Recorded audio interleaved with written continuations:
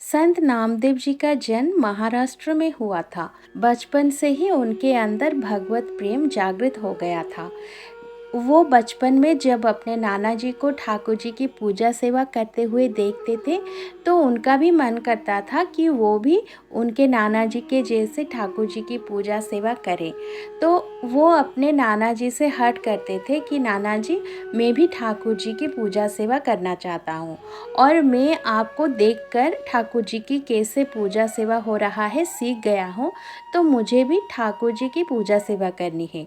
लेकिन उनके नाना जी उन्हें मना कर देते थे और बोलते थे कि जब तुम बड़े हो जाओगे तब ठाकुर जी की पूजा सेवा करोगे।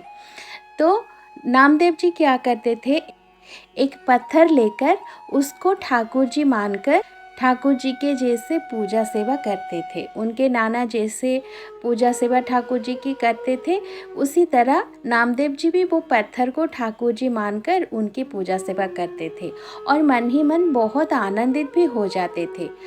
एक दिन क्या हुआ कि उनके दादाजी को गांव से कहीं बाहर जाना था, तो उन्होंने नामदेव जी को बुलाया और बोला कि आज से कुछ दिन के लिए तुम ठाकुर जी की पूजा सेवा करना, मैं गांव से थोड़ा बाहर जा रहा हूँ।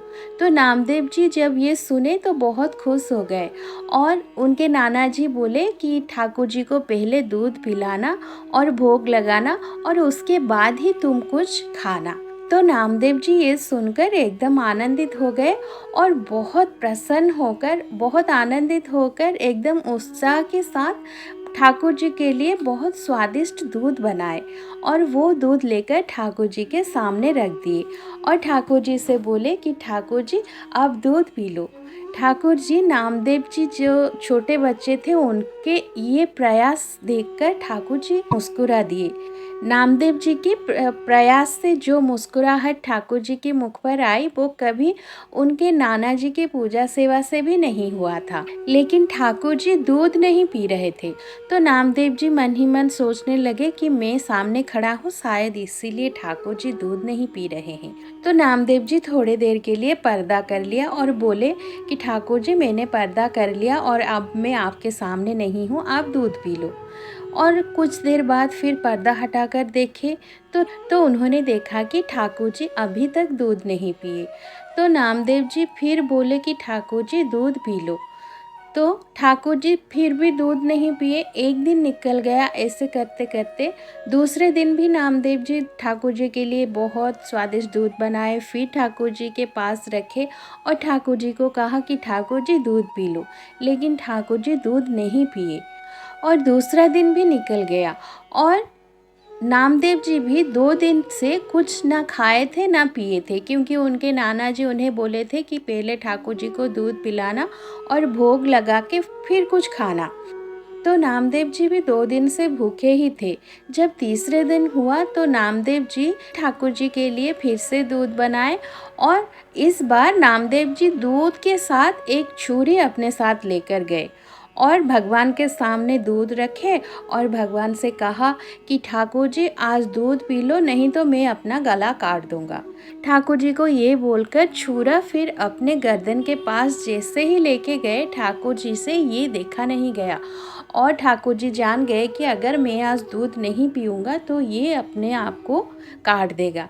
तो इसीलिए ठाकुर जी प्रकट हो गए और दूध का कटोरा पकड़कर दूध पीने लगे। तो नामदेव जी ये देखकर बहुत खुश हो गए और ठाकुर जी को बोले कि सारे दूध मत पीना, थोड़ा प्रसाद मुझे भी चाहिए क्योंकि 2 दिन से मैं भी भूखा हूँ। और जब उनके नाना जी आए तो नामदेव जी ये सारे बात उनके नाना जी को बताया कि 2 दिन से ठाकुर जी दूध नहीं पी रहे थे और तीसरे दिन मैंने जब हट किया तो ठाकुर जी आकर दूध पी ली। तो उनके नाना जी ये सुनकर एकदम आश्चर्य हो गए, क्या सच में भगवान खुद आकर दूध पिए? नाना जी ऐसे पूछने लगे। तो नामदेव जी भी कहने लगे, हाँ ये बात सच है। और उनके नाना जी नामदेव जी से कहा, अगर ये बात सच है तो मुझे भी दिखाओ कि भगवान कैसे आकर दूध पीते हैं। तो नामदेव जी फिर ठाकुर जी के लिए दूध बनाए और नामदेव जी, नाना जी और छुरी दोनों लेकर ठाकुर जी के पास गए और बोले कि ठाकुर जी दूध पी लो और मुझे झूठा साबित मत करना। ठाकुर जी आए और उन्होंने दूध पिया। नामदेव जी की कृपा से उनके नाना जी को भी भगवान का साक्षात्कार हो गया। भगवान भक्तों के भोलेपन पर आसानी से रीझ जाते हैं। एक बार नामदेव जी गोरा कुम्हार के यहाँ बैठे हुए थे। बड़े बड़े महापुरुष भी वहाँ पर थे। मुक्ताबाई जी भी वहाँ थी। उन्होंने गोरा जी से कहा कि काका, इन मटकियों में से कौन सी मटकी कच्ची है, मैं अभी बताती हूँ। बड़े बड़े संत भी वहाँ बैठे थे। सब मुस्कुरा दिए। फिर मुक्ताबाई जी ने नामदेव जी के सर पर मारा, जैसे कच्चे मटकी को ठोकर देखते हैं कि मटकी कच्चा है या पक्का। तो उसी तरह मुक्ताबाई जो थी वो नामदेव जी के सर पर ठोक कर देखा और मुक्ताबाई जी ने कहा, काका ये मटकी कच्ची है। फिर वहाँ पर जितने संत थे वो हंस दिए और बोले, हाँ ये तो अभी कच्चा है। तो नामदेव जी ने सोचा कि ठाकुर जी की साक्षात्कार तो एकमात्र ही सत्य है और मैं तो रोज़ ठाकुर जी के साथ खेलता हूँ, ठाकुर जी को खिलाता हूँ पिलाता हूँ, तो फिर मैं कैसे कच्चा हूँ। फिर वो सीधा भगवान विट्ठल जी के पास गए और कहा कि सबसे बड़ी सीधावस्था यही है कि भगवान भक्त से बात करे और आप तो मेरे साथ खेलते हो, फिर उन संतों ने ऐसा क्यों कहा कि मैं कच्चा हूँ? क्या मैं सच में कच्चा हूँ? ठाकुर जी ने भी बोल दिया कि हाँ अभी कच्चे हो। तो नामदेव जी ठाकुर जी से फिर पूछे कि पक्का होना क्या होता है? तो विट्ठल जी ने कहा, जंगल में एक शंकर जी का मंदिर है, वहाँ एक विसोबा रोचक नाम के संत हैं, आप उनके चरणों में बैठो और वो जो उपदेश करे उनका पालन करो, फिर आप पक्के हो जाएंगे। तो नामदेव जी भगवान विट्ठल के कहने पर विसोबा रोचर के पास गए। जब वो उनके पास गए तो क्या देखते हैं कि विसोबा जी शंकर जी के शिवलिंग पर पैर रखकर आराम से सोए हुए थे। तो नामदेव जी सोचने लगे कि कोई साधारण आस्तिक इंसान कभी भी ऐसा नहीं कर सकता, लेकिन भगवान ने मुझे इनको गुरु बनाने को कहा। बात समझ नहीं आई। फिर नामदेव जी ने विसोबा जी से कहा कि पैर हटाइए महाराज, आप शंकर जी के ऊपर पैर रखकर क्यों सो रहे हैं?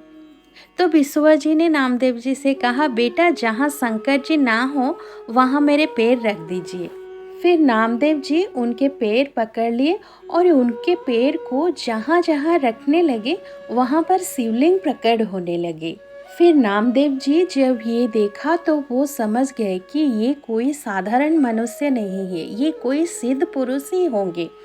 तो उन्होंने फिर विसोबा जी से कहने लगे कि प्रभु, मैं आपकी महिमा को नहीं जान पाया, आप उपदेश कीजिए।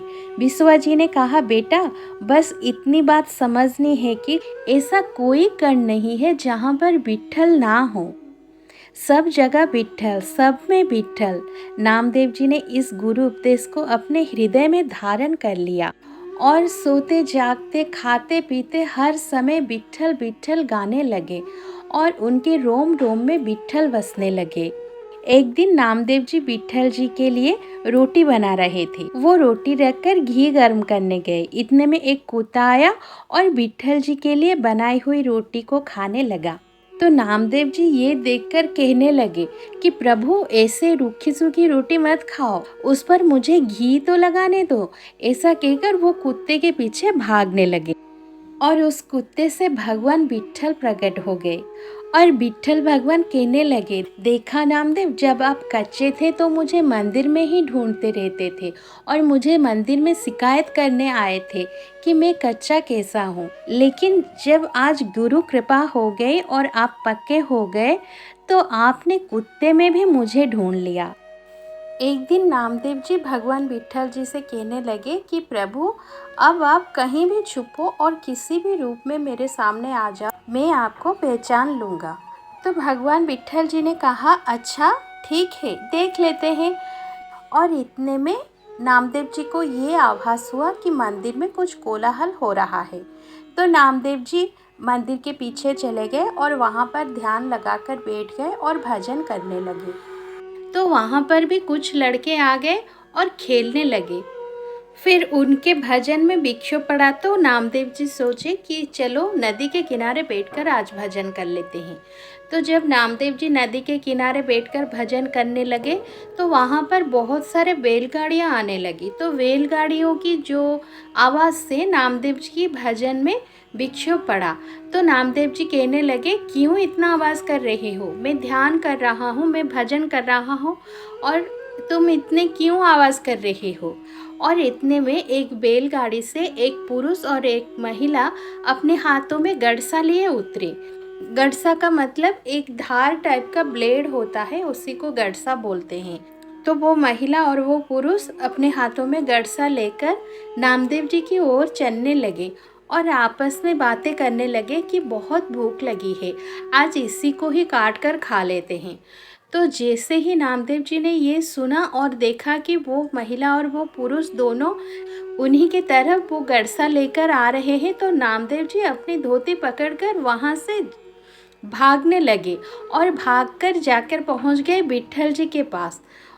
और विट्ठल जी के पास पहुंचकर हाँफने लगे। तो भगवान विट्ठल ने उनसे पूछा कि क्या हुआ? तो नामदेव जी बोले, बच गया प्रभु, आज तो मैं पूरा बच गया, नहीं तो एक पुरुष और एक महिला मुझे काट कर खा लेते। तो भगवान मुस्कुरा दिए और बोलने लगे, नहीं पहचान पाए ना, मैं ही तो था। तुम कहते थे कि मैं कहीं भी जाऊं, किस रूप में जाऊं तुम मुझे पहचान लोगे, लेकिन नहीं पहचान पाए ना। एक बार नामदेव जी अपनी कीर्तन मंडली के साथ महाराष्ट्र से ब्रज होते हुए दिल्ली पहुंचे। दिल्ली के बादशाह सिकंदर लोदी को पता चला कि एक हिंदू कीर्तन मंडली में नामदेव जी नाम के एक चमत्कारी संत हैं। फिर उन्होंने हिंदू संतों की परीक्षा लेने के लिए पूरी मंडली को वहां पर बुलाया और बादशाह ने नामदेव जी से कहा, अगर आप भगवान को जान चुके हो और उनसे मिल चुके हो तो हमें कोई चमत्कार दिखाओ। तो नामदेव जी ने कहा, मुझ में तो कोई सिद्धि नहीं है, मैं बस नाम कीर्तन करता हूँ और संतों के साथ रहता हूँ, मुझ में कोई चमत्कार नहीं है। तो बादशाह ने उनकी दैन्यता का अर्थ अपना अपमान समझा और वो बादशाह ने एक गाय मंगवाए और उसके सर को काट दिया और नामदेव जी से कहने लगा कि अगर चमत्कारी संत हो तो इसका सर जोड़कर दिखाओ। ये सुनकर नामदेव जी के होश उड़ गए। फिर नामदेव जी ने भगवान से प्रार्थना की कि हे भगवान, अपनी मर्यादा रखने के लिए गाय को जिंदा कर दीजिए, मुझ में कोई सामर्थ्यता नहीं है, मेरी आयु इस गाय को दे दीजिए, आप सब समर्थ हैं, ये आपके भक्तों की परीक्षा लेने के लिए ये सब कर रहे हैं। तो नामदेव जी जैसे ही ये प्रार्थना कर कर वो गाय को छूने लगे तो गाय का सर एकदम से जुड़ गया और वो जो बादशाह था वो देखकर एकदम अचंभित हो गया और नामदेव जी के चरण पकड़ लिए और चरण पकड़कर बादशाह ने बोला नामदेव जी से कि प्रभु, मैं आपको नहीं जानता था, अब मैं आपके चमत्कार को जान गया हूँ। और बादशाह ने बोला कि आपको क्या चाहिए, मुझे आप बताइए, आप जो बोलेंगे मैं आपको दूंगा। नामदेव जी ने कुछ भी लेने से मना कर दिए, लेकिन बादशाह ने जबरदस्ती एक रत्नों से जड़ा पलंग अपने सेवकों के साथ उनके लिए भेज दिया। कीमती पलंग के साथ उसकी रक्षा करने के लिए भी 2 सैनिक भी भेज दिए। नामदेव जी सोचने लगे कहीं मेरा भजन में विक्षोभ ना पड़े, इसीलिए नामदेव जी ने पलंग को नदी में फेंक दिया। फिर राजा को जब ये पता चला तो वो समझा कि ये उसका बहुत बड़ा अपमान है और वो फिर से नामदेव जी को मिलने के लिए बुलाया और नामदेव जी से पूछा कि आपने वो पलंग नदी में क्यों फेंक दी। तो नामदेव जी ने कहा कि वो पलंग मेरे भजन में बाधा पहुंचा रहा था, इसीलिए मैंने उसको नदी में फेंक दिया। तो राजा ने कहा कि मुझे वैसे ही पलंग की आवश्यकता है, अगर आपने पलंग नदी में ना फेंका होता तो मैं उसकी नाप लेकर नए पलंग बनवा सकता था।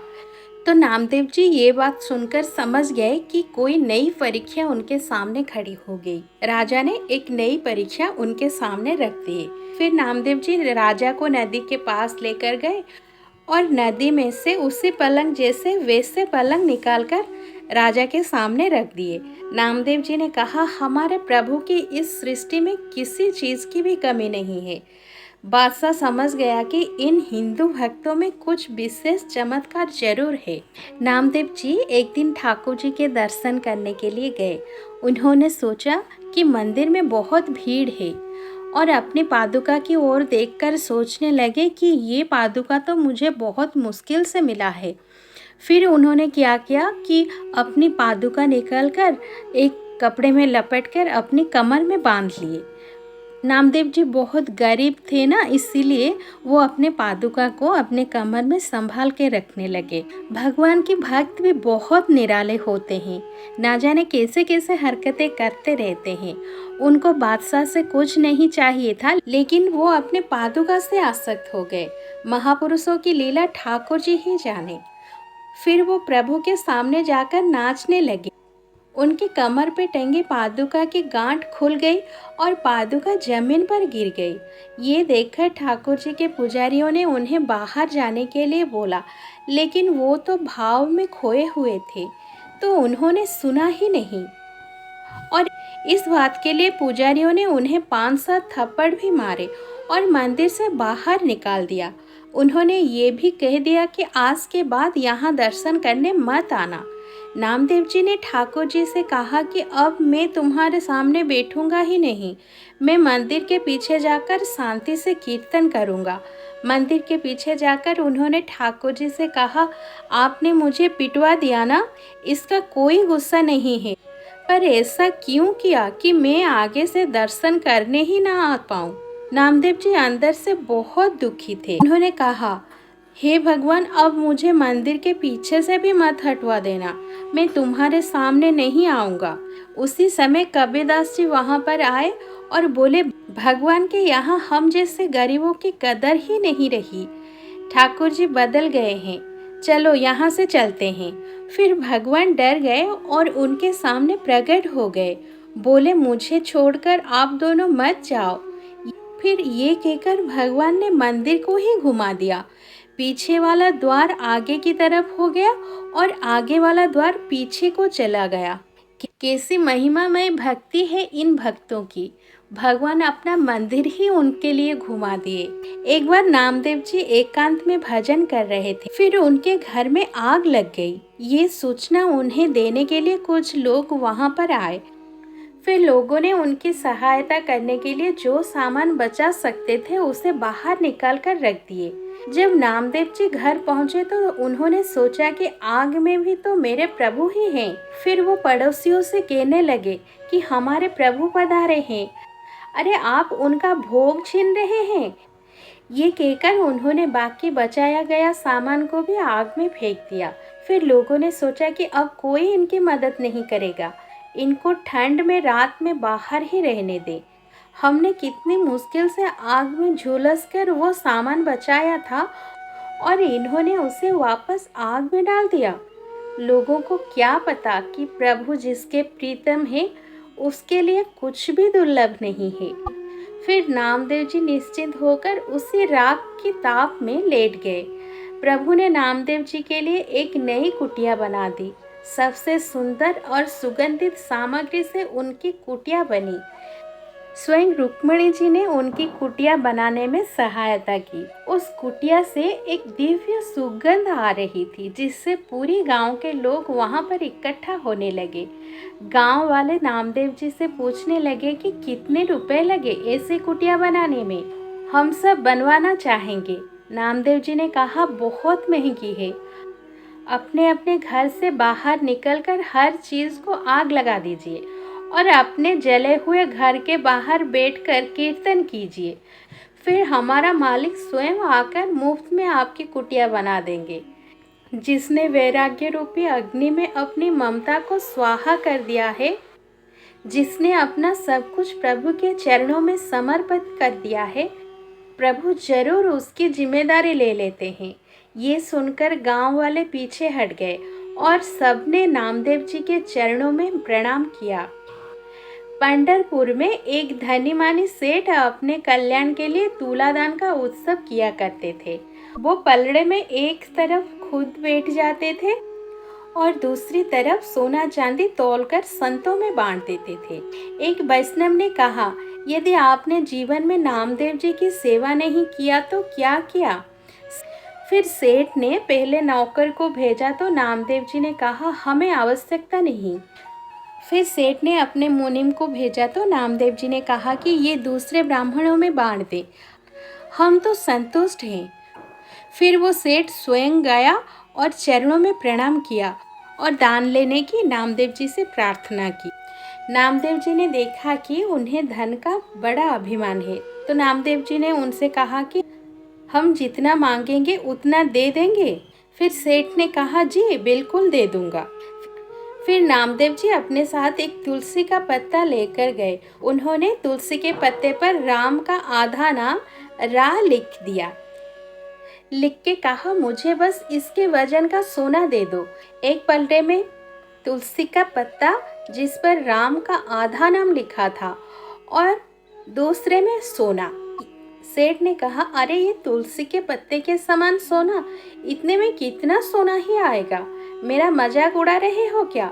नामदेव जी ने कहा, बस इतना ही चाहिए। सेठ ने कुछ सोना रखा पर पल्ला नहीं हिला। अब उसने अपना सारा सोना चांदी और अपने रिश्तेदारों और पड़ोसियों के भी सब लेकर रख दिया, पर पल्ला फिर भी नहीं हिला।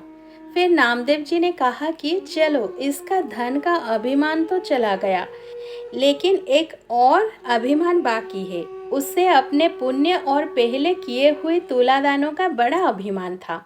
फिर नामदेव जी ने कहा कि तुमने जो भी दान पुण्य तीर्थ आदि किए हो, एक संकल्प लेके इस पल्ले में रख दो, शायद उठ जाए। लेकिन कुछ नहीं हुआ, तुलसी जी का पल्ला हिल भी नहीं रहा था। अब वो सेठ नामदेव जी के चरणों में गिर पड़ा और कहा कि मैं गरीब आपको क्या दे सकता हूँ, आप तो भगवान के नाम के धनी हैं। नामदेव जी यही सुनना चाहते थे। उन्होंने इसी अहंकार का नष्ट करने के लिए ये लीला की थी। नामदेव जी की इस शिक्षा से उसके हृदय का मेल दूर हो गया और उसने दैन्य भाव से प्रभु की भक्ति में अपनी बुद्धि को लगा दिया। एक भक्त का कैसे भी संग मिल जाए, उससे जीवन परिवर्तन हो जाता है। जैसा नामदेव जी के हृदय में प्रभु के लिए प्रेम था, उस धनी पुरुष के हृदय में भी वैसा ही प्रेम आ गया। एक बार एकादशी का दिन था।